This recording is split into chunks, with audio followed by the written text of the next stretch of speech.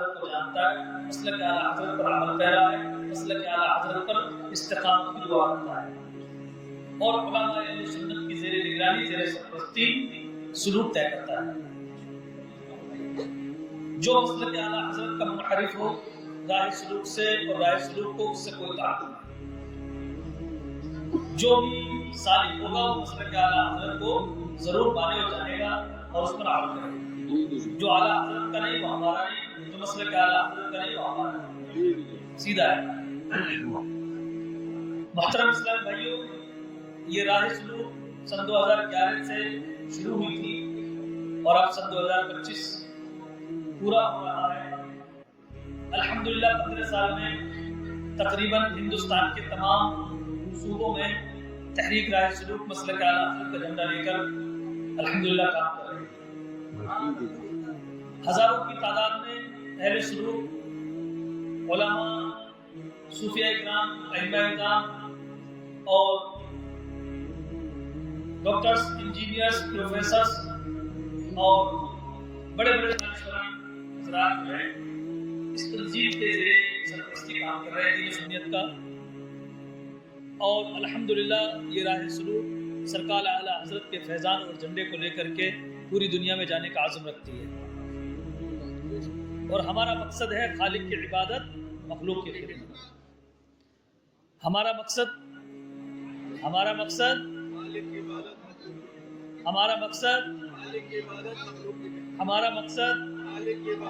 مخلوق کی خدمت۔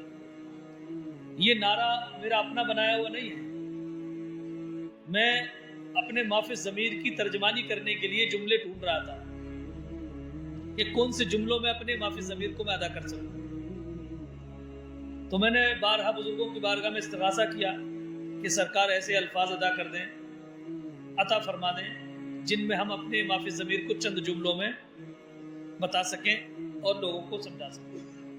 ایک مرتبہ میں سرکار صابر پاک کی بارگاہ میں حاضر ہوا تو میں مراقبے میں بیٹھا تھا اور استغاثہ کر رہا تھا، تو اچانک میں نے دیکھا کہ سامنے اسکرین سی چلنے لگی اور اس پہ لکھا آ رہا تھا خالق کی عبادت، مخلوق کی خدمت۔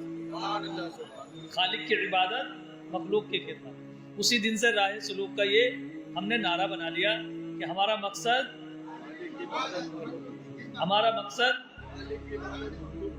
یہ جملہ تو چھوٹا سا ہے لیکن اس میں سب کچھ آ جاتا ہے۔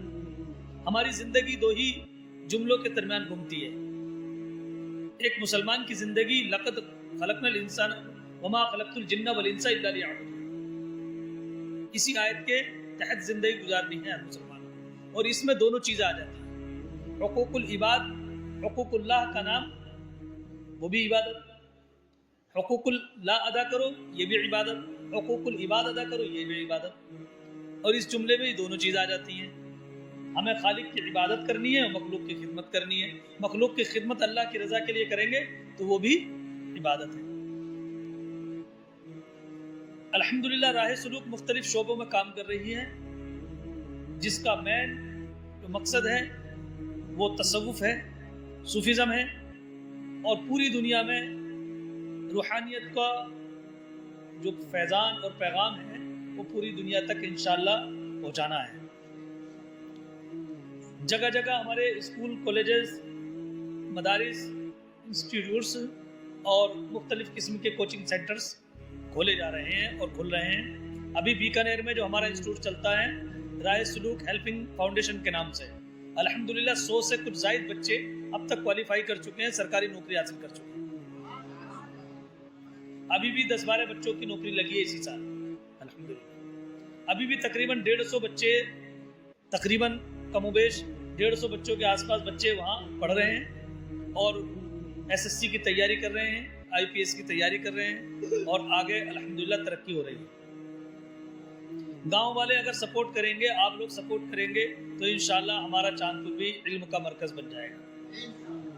چونکہ ایک ہاتھ سے تالی نہیں بجتی ہے، دونوں ہاتھ سے تالی بجائی جاتی ہے۔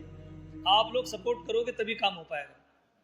لیکن الحمدللہ میں اکیلا ہی چلا تھا جانب منزل، مگر لوگ ساتھ آتے گئے اور کارواں بنتا۔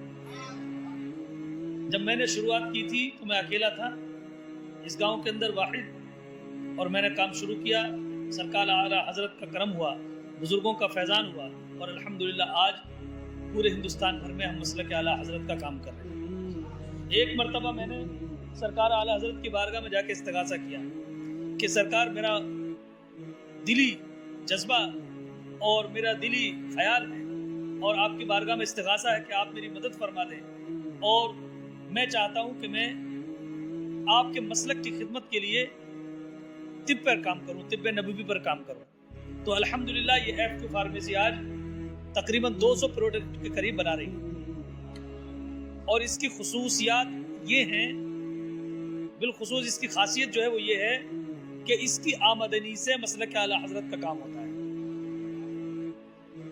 अल्हम्दुलिल्लाह मैंने छोटी सी जगह से यहाँ से एक कायम की थी, अल्लाह के फजल करम से आज अल्हम्दुलिल्लाह 3 मंजिल बिल्डिंग मुरादाबाद में इसकी बन चुकी है और वहाँ पर इसका काम